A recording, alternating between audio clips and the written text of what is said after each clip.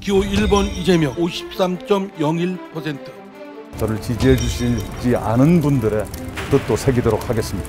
국민의힘 게이트 토건 비리라고 하는 것을 확인을 했거나 조치를 했거나 하는 게 제가 조치할 수 있는 게 뭐가 있겠습니까? 그런데 아무것도 안 하셨다 그 얘기 아닙니까? 아니 안 하셨다가 아니라 할 수 있는 게 없었다니까. 아니 그걸 후보님 같은 뭘 하셨겠어요? 아니 늘 이재명 후보는 본인은 뭐든지 하실 수 있을 것처럼 말씀하시다가 뭐가 안 되면 남의 탓을 하고 네. 이재명스럽지 않아요. 후보님은 민주당 후보시잖아요. 국힘에 대해서 공격을 더 하고 문제 삼아야 되는 거 아닙니까? 최대 승부처로 봤던 호남 경선의 결과가 나왔습니다. 이재명 후보가 호남 누적 50.10%입니다. 가반 승리다 이런 얘기도 있고, 그래도 이낙연 후보도 첫 승리를 했다라고 평가가 있는데, 자 어떻게 보셨습니까? 가장 중요한 승부처가 맞았고요. 그 이유는 호남 경선 이후에 제주, 부울경, 인천 수도권으로 올라오면은 사실상 그 경상도 출신인 이재명 지사에게 유리할 것이다. 그리고 아하. 수도권, 경기도권 같은 경우는 경기도지사이기 때문에 홈그라운드입니다. 네.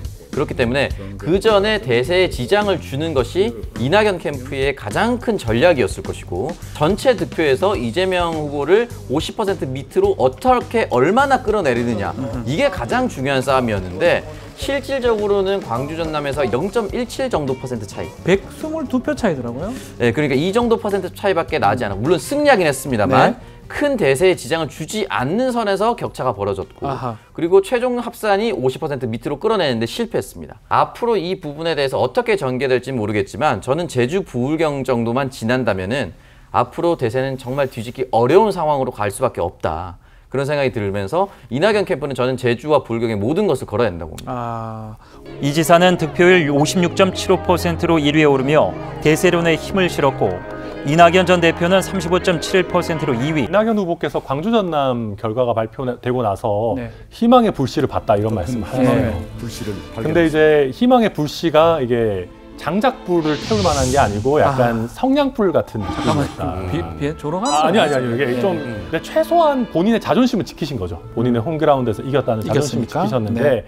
이게 더 나아가서 수도권에 계시는 호남 출신 출향민들께 호남 민심은 이낙연 후보에게 있다라는 걸 보여주려면 더 큰 표차로 이기셨어야 되고, 그랬으면 장작불을 태울 만한 희망의 불씨가 되셨을 텐데, 그 정도에는 좀 미치지 못한 게 아니었나 이렇게 분석이 됩니다. 자, 근데 경선에서 가장 눈에 띄는 부분이 대장동 의혹 사건이거든요. 이게 터졌는데 이 의혹이 안 먹힌 건가요? 결과는 그냥 대세론 그대로 나간 것 같다는 느낌이 들거든요. 그러니까 이게 지금 투표가 예. 권리당원들이 한 거예요. 권리당원의 특성은 이미 일단 뭐 지역위원장이라든지 이런 네. 쪽을 중심으로 해서 어느 정도 정해져 있고, 권리당원은 또 강한 자기 정치적 소신이 있기 때문에 이런 스캔들에 잘 좌우되지가 않습니다. 흔들리지 않는다는 흔들리지 거죠, 않아요. 별로. 그렇기 때문에. 근데 이제 10월 3일에 인천 결과가 발표가 나면 국민 일반 여론조사는 2차 슈퍼위크죠. 2차 슈퍼위크. 예. 10월 3일에 이제 발표가 되니까, 이때는 이런 일반 국민은 이런 이슈에 좀 더 훨씬 민감하고요. 표도 사실 어마어마하게 훨씬 많습니다. 그렇죠. 그러니까 반영되는 그거를 봐야 될 것 같아요. 네. 다만 최근에 이제 재밌는 현상이, 예전에 윤석열 후보가 소위 말해서 고발사주 의혹이 있을 때 윤석열 후보 여론조사를 보면 강세를 띄었거든요. 올라갔다. 지금도 이재명 후보가 여론조사 보면은 강세를 띄고 있어요. 예. 그 지지층이 결집한다. 지지층이 결집을 한 효과가 있어요. 그러니까 이게 본선에 가면은 또 어떻게 중도층에서는 싫어할지 모르지만 지지층을 결집하는 효과가 있어서 생각보다 타격이 크지는 않을 것이다. 크지 않을 것이다. 예. 네. 네, 이낙연 캠프가 당의 사퇴표 처리 방식에 대해서 강하게 좀 불만을 표시했습니다. 후보가 사퇴했다고 해서 그 후보에게 투표한 표까지 전부 무효가 된다. 이렇게 되면은 결선 투표제를 무력화할 뿐만 아니라 유권자의 표를 왜곡하는 결과를 김두관 후보가 사퇴하면서 이런 일이 벌어지면 앞으로 추미애 후보가 사퇴 안 한다는 보장도 못하죠. 말하자면은.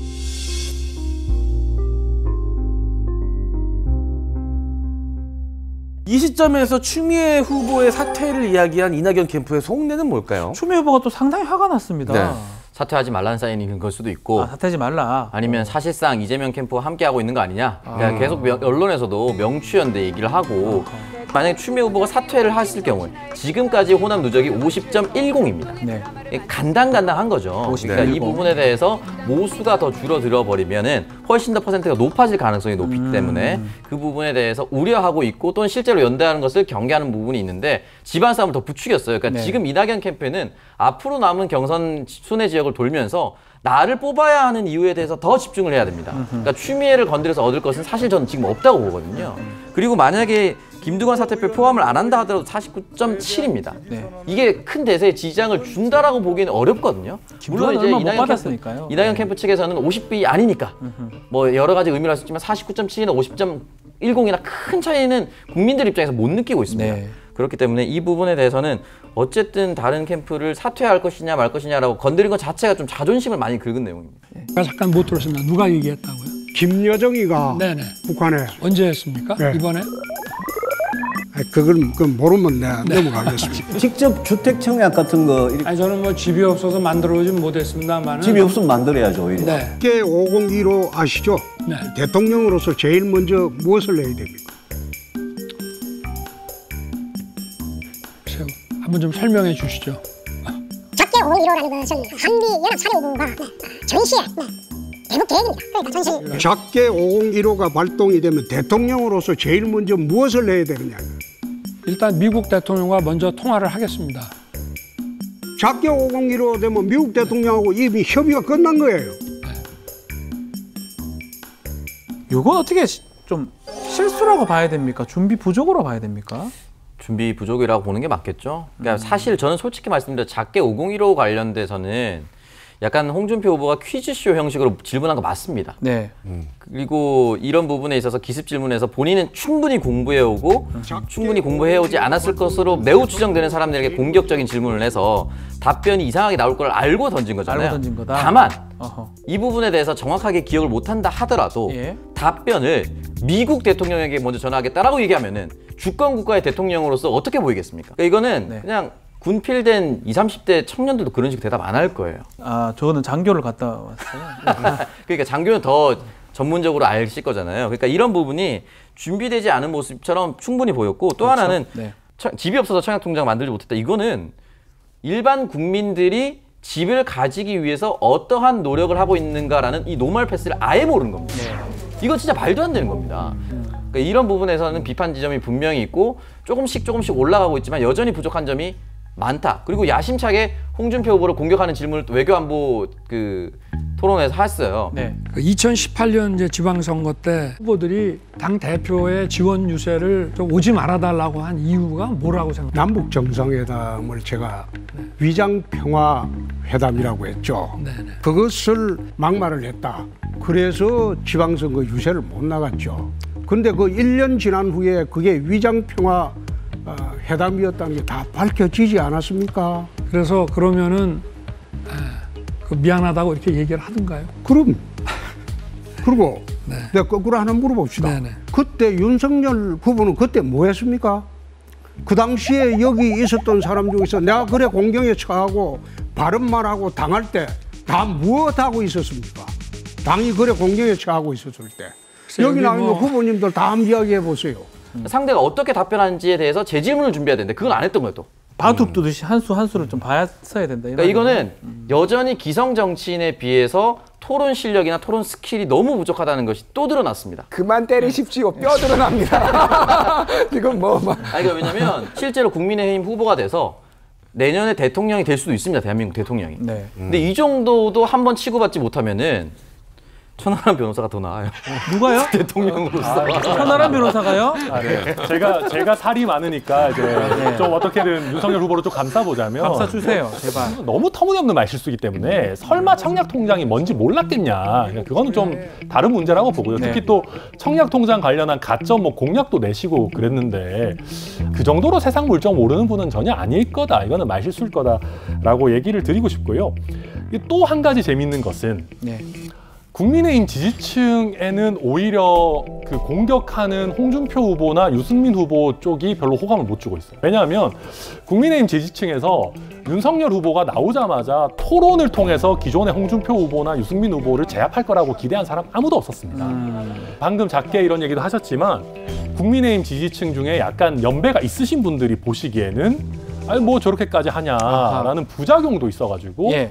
또 윤석열 후보의 지지율이 예상 왠지는 모르겠습니다만은 공고하게 버텨주고 있다. 그렇게 보입니다. 실수를 하는 것처럼 보이지만서도 크게 떨어지진 않는다. 네, 뭐 예를 들면 그 공약 표절 논란 나왔을 때도 웃으면서 제 것도 좋으면 갖다 쓰세요 이런 식의. 우리가 어느 후보분들도 제가 낸 공약 갖다 쓰시고 싶은 걸 얼마든지 쓰십시오. 여기에는 뭐 특허권이 없으니까. 아니 저는 뭐 별로 갖다 쓰고 싶은 생각이 없는데요. 그 약간 호탕한 면이 좀 나오고 있고 점점 토론회에 대한 긴장감이나 이런 게 약간 줄어들고 있는 모습 보이거든요. 어떻게 좀 계속하면 좀 늘겠습니까? 네, 지금 거의 뭐 이틀에 한 번씩 토론회를 하니까 계속 느는 것 같아요. 점점 더 나아지시지 않을까 생각이 됩니다. 네. 근데 윤석열 후보보다 보는 시청자들이 먼저 적응을 할까 같은 내성이라는 게 있잖아요. 야, 그런 것도 좀 생길 것 같다라는 생각도 듭니다. 그렇습니다. 그런데 제 생각에는 그래도 이게 지지도에 영향을 미칠 수 있는 아주 큰 실언들은 또 나오고 있다라고 보거든요. 청약통장 같은 거는 진짜 민생과 아주 밀접한 관련이 있는 거기 때문에 이런 건 또 지지율에 영향을 미칠 수 있다라고 보는데 그래서 그런지 이제 최근 윤석열 후보와 홍준표 후보의 지지율이 이제 엎치락뒤치락 하고 있습니다. 윤석열 후보가 그렇게 떨어지지 않고 그게 두 사람 양강 구도라고 보면 홍준표 후보가 역전은 안 되는 모양새거든요. 골든 크로스가 조금 너무 일찍 왔다.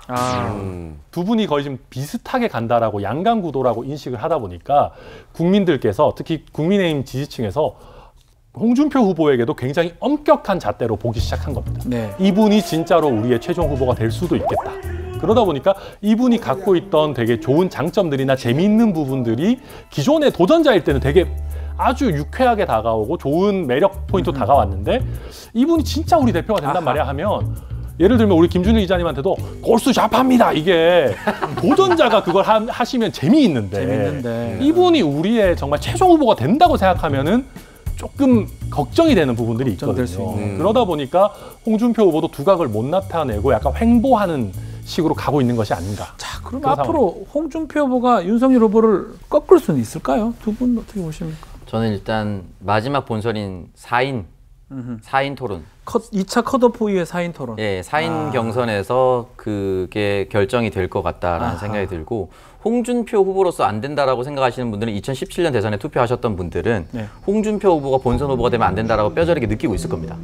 다만 그때 투표하지 않았던 20대 같은 경우는 그때를 기억 못하면 윤석열 후보는 우리 얘기 잘 모르는데?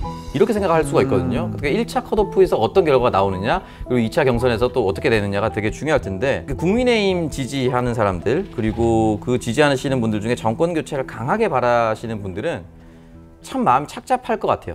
두 사람 다 만족스럽지 않은 부분. 두 사람 다 만족스럽지는 않지만 정권 교체를 위해서 어쨌든 그냥 누구가 되든 찍어야 되는 이런 상황으로 갈 경우에 빠르게 투표 포기층이 나타날 수 있어요. 내년 선거는 무조건 1대1 구도거든요. 그렇죠. 그러니까 누가 되든 밴드웨건이랑 상관없이 그냥 1대1 구도입니다. 그렇기 때문에 이게 누가 더 덜 실점하느냐 이게 가장 중요할 것 같습니다. 역전 가능할까요? 김준희 기자님? 역전이 좀 많이 힘들다고 보고요, 개인적으로. 그래도 윤석열이 그러니까 이번 대선의 특징이 이전 대선하고 좀 다른 게 뭐냐면은 국민들이 요구하는 윤리적 기준이 굉장히 낮아요.